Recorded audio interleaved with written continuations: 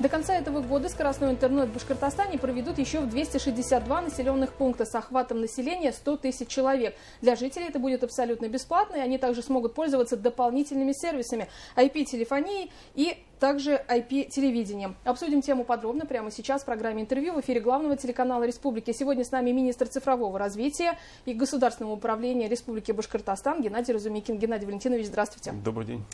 Тему обсуждали на оперативном совещании в правительстве. И глава Башкортостана Ради Хабиров отметил, что во многих населенных пунктах появились проблемы со скоростным интернетом во время пандемии коронавируса, когда ввели в школу дистанционное обучение. Вот какая часть из этих планов до конца года покрывает эту проблему? Давайте я, может быть, чуть шире расскажу. Основная проблема у нас в чем? У нас очень хороший показатель проникновения интернета в населенные пункты. То есть у нас 90% населения проживает в населенных пунктах, где есть широкополосный доступ в интернет. И это достигнуто прежде всего за счет реализации очень больших федеральных проектов. Это устранение цифрового неравенства, подключение социально значимых объектов. Но проблема состоит в том, что интернет у нас доходит до населенного пункта, но дальше по домохозяйствам федеральными программами его распространение не предусмотрено. Соответственно, в программе, которую вы упомянули, которую мы условно называем «Доступный интернет», мы как раз и постарались именно на этом сделать акцент. То есть в программу вошли те населенные пункты, где есть точка доступа к интернету, но нет именно линий до домохозяйств. Соответственно, в рамках этой программы мы совместно с компанией Башинформсвязь строим линии внутри населенных пунктов и уже непосредственно подключаем домохозяйство. То есть, как вы правильно упомянули, 262 населенных пункта в эту программу вошли. Соответственно, главный критерий был, это первое, это, как я говорил, что в населенном пункте есть интернет, и второе, это максимальное количество жителей, проживающих в данном населенном пункте. Соответственно, у нас 50 муниципалитетов эта программа охватила, порядка 100 тысяч жителей и где-то 30-40 тысяч домохозяйств. Очень масштабная программа. Более того, в рамках Российской Федерации она по-своему уникальна, потому что аналогичные программы есть и в других субъектах, в том числе и соседних, но они, скажем так, менее масштабные по количеству населенных пунктов, то есть до 10 населенных пунктов подключается в год. И второе, это мы смогли договориться с операторами связи именно по, скажем так, финансовой составляющей. Республика компенсирует 50%. Аналогичные практики в других субъектах, там субсидируется оператору связи 70-90%. У нас 50 на 50, это очень хорошие условия. Соответственно, помимо полноценного доступа к интернету до 100 мегабит в секунду, то есть это никаких отличий с городом нет, как вы правильно сказали, и IP-телевидение, то есть это полноценное телевидение, 200 с лишним каналов. И, соответственно, если житель хочет, он может себе поставить дома телефон, IP-телефония. Что еще важно сказать, это то, что мы смогли сделать тариф такой же, как в городе. То есть обычно тарифы в сельской местности, они немного выше за счет того, что доведение до домохозяйства интернета, оно, как правило, более дорогостоящее. Соответственно, тариф мы оставили такой же, как у нас есть в городах. Что касается проблем прошлого года, мы постарались максимально те населенные пункты, из которых у нас в прошлом году были жалобы и где там действительно были проблемы, мы их максимально постарались в эту программу включить. Соответственно, и, как правило, у нас и школьники, скажем так, есть в крупных населенных пунктах, в совсем маленьких населенных пунктах, как правило, и школьников у нас достаточно небольшое количество. Соответственно, планируем завершить до конца года эту программу. И общую большую стройку мы завершаем к 1 октября. И, соответственно, октябрь, ноябрь, декабрь мы уже непосредственно занимаемся только подключениями домохозяйств. Что требуется сделать жителям? Жителю необходимо в ближайший офис компании Башинформсвязь подать заявку. И это очень важно сделать в этом году, потому что в этом году подключение для жителей оно полностью бесплатно. Как правило, операторы берут определенную плату за предоставление абонентских устройств, то есть это либо Wi-Fi роутер, либо ТВ-приставка. В этом году это для жителей бесплатно. Поэтому всех жителей приглашаю подключиться. У нас уже сейчас достаточно большой, конечно же, процент подключения, порядка 45% по тем населенным пунктам, где подключение ведется. Мы рассчитываем, что точно больше половины жителей этих населенных пунктов подключится.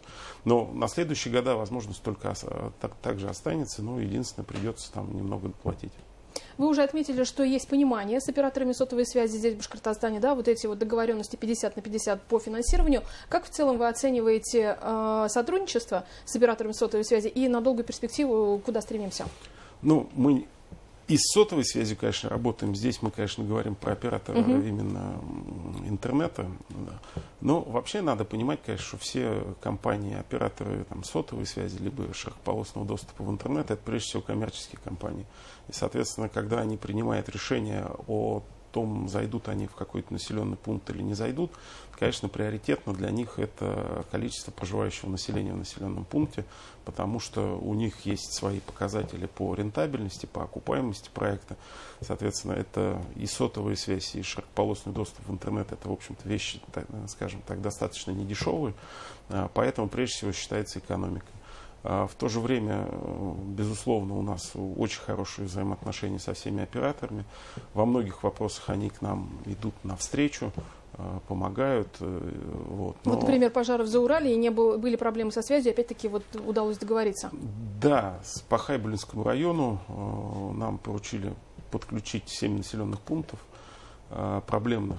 Проблема там прежде всего в том, что они располагаются в гористой местности.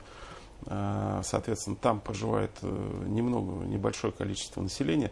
Но нам прежде всего там повезло в чем? В том, что во все эти населенные пункты по федеральным программам, о которых я говорил, уже пришел интернет. То есть фактически для подключения, допустим, сотовой связи нам, во-первых, нужно оборудование, нужна вышка, нужно электричество и нужен интернет-канал. В принципе, все это там было. И, соответственно, это, наверное, можно назвать временным решением, скажем так. Почему? Потому что мы решили там вопрос с помощью фемтосот. Это, в общем-то, те же самые, скажем так, передатчики, но с небольшим радиусом действия, порядка 200-300 метров. Они, конечно, не покрывают весь населенный пункт, но в то же время жители ставили вопрос о том, что им именно во время каких-то экстренных ситуаций нужна связь, пожары, допустим, не дай бог, кто-то заболел и так далее. То есть, в принципе, у каждого из жителей населенного пункта к концу этой текущей недели уже будет возможность, собственно, позвонить. Но это, подчеркиваю, временное решение. Почему временное? Потому что федеральная программа устранения цифрового неравенства, которую я упоминал, раньше она у нас касалась населенных пунктов 250-500 жителей. В конце прошлого года было принято решение расширить эту программу до 100-250. Соответственно, все эти населенные пункты, они в эту программу попадают. И, соответственно, в перспективе до 30 года, соответственно, там появится полноценная сотовая связь. Чемпионат WorldSkills идет, молодые профессионалы, национальный финал в Уфе. Вы также общались с конкурсантами, да? Вот как вы оцениваете вообще в целом событие и о чем говорили с участниками чемпионата? В целом событие, безусловно, очень масштабное. Буквально вчера, последний раз вечером поздно был на площадке. Объективно, коллеги совместными усилиями, правительства и так далее, очень огромную работу провели. То есть это фактически небольшой город был построен. Или завод, скажем так. Безусловно, и для республики это очередной случай показать, что мы можем действительно делать и проводить очень большие масштабные мероприятия. Во-вторых, это большое событие с точки зрения, наверное, как способ показать республику жителям других субъектов Российской Федерации. Очень большое количество детей приезжает. Для них это интересно. Если говорить о наших конкурсантах, я, скажем так, курирую порядка 20 компетенций. Это очень много. Это, естественно, направление в основном IT. У нас вообще в республике очень сильная база. Там даже если говорить не про институты, а если говорить про, допустим, среднее образование, у нас есть очень сильный колледж радиоэлектроники в Уфе. Директор там прям человек, который, ну, прям горит этим делом. Я там достаточно регулярно бываю. Отличные условия у ребят для обучения. Лаборатория, оборудование. То есть очень хороший. В Стерлитамаке у нас очень хороший колледж. В Стерлитамаке хороший очень филиал БашГУ. Ну, наша задача, прежде всего, состояла в том, чтобы дать детям возможность для тренировок. Потому что очень современное оборудование на самом мероприятии используется. Соответственно, мы здесь подключили все там и коммерческие, и частные, любые предприятия, которые у нас есть в республике, и, соответственно, постарались туда определить, соответственно, наших членов команды по каждой из компетенций, чтобы у них была возможность более-менее, так скажем, в боевых условиях потренироваться, получить консультации специалистов, кто непосредственно этим занимается. Вот. Ну, я надеюсь, у нас очень хорошие ребята. Вот. Надеюсь, что обязательно будут призовые, ну, в первую очередь, на первые места. Ну и тем более глава Башкортостана объявил, что те, кто от Башкортостана будет победителем, получат 100 тысяч рублей. Ну, это, безусловно, дополнительный стимул, но у ребят и без премии глаза, в общем-то, горят. И я думаю, что это для них престижно победить в таком конкурсе. Поэтому я думаю, это, конечно, определенные новые силы придаст, но я думаю, что и без этого все нацеливались на первые места. Ну и добавим, что любой житель республики может прийти и посмотреть, да, как все происходит с соблюдением масочного режима. Конечно. Да. Спасибо большое, Геннадий Валентинович, что вы нашли время прийти к нам на интервью. Добавлю, что гостем программы интервью сегодня был Геннадий Разумейкин, министр цифрового развития Государственного управления Республики Башкортостан, и мы обсуждали доступ в интернет. Не переключайтесь, оставайтесь вместе с нами.